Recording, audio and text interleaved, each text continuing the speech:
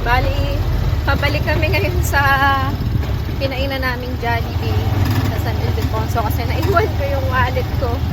Na lutang ako kasi ang dami ko inaasikaso sa cellphone, nagtatype ako. Hindi ko naaalala na yung wallet ko naiwan ko pala.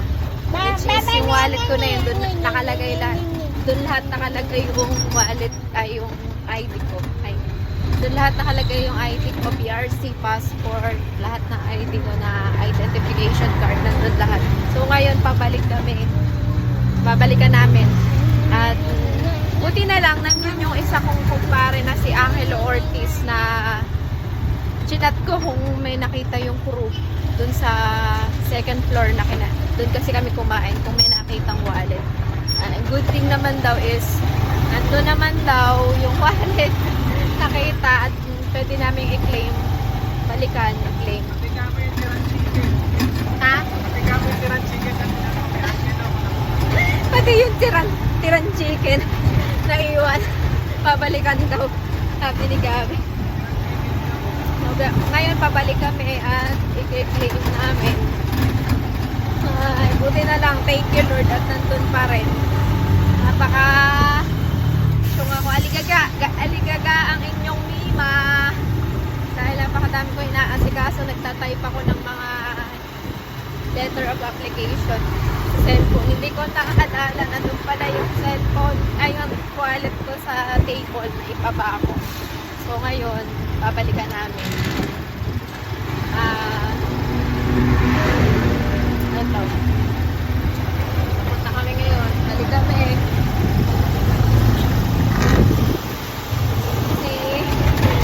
Ang inyong katropang pogi ay sobrang binibilas na nga. Binibilasan. Sobrang lumak pa. Ano ka po? My goodness. Babalikan namin. Uy, pare, ito pala yung ano dito. Balikan, wala anak pala si Jollibee dito. Bigla wala. Pinagpapag-shoot pa naman yung anak. Bato! Ha? Wala na.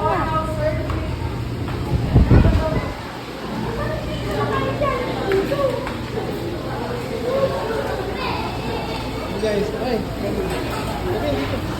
Ito yung babae nakaiwan ng wallet. Ayan.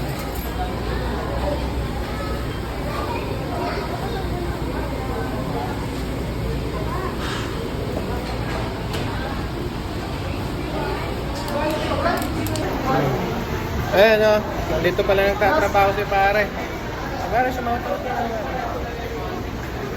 Gulat ako eh. Dito pala si pare.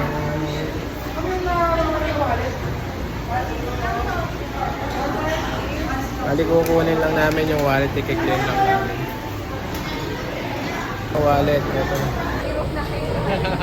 Thank you sir. Thank you sa Jollibee San Ildefonso na balik yung wallet. Kulay pink.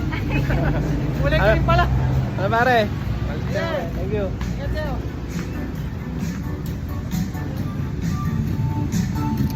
Ano guys, yan na.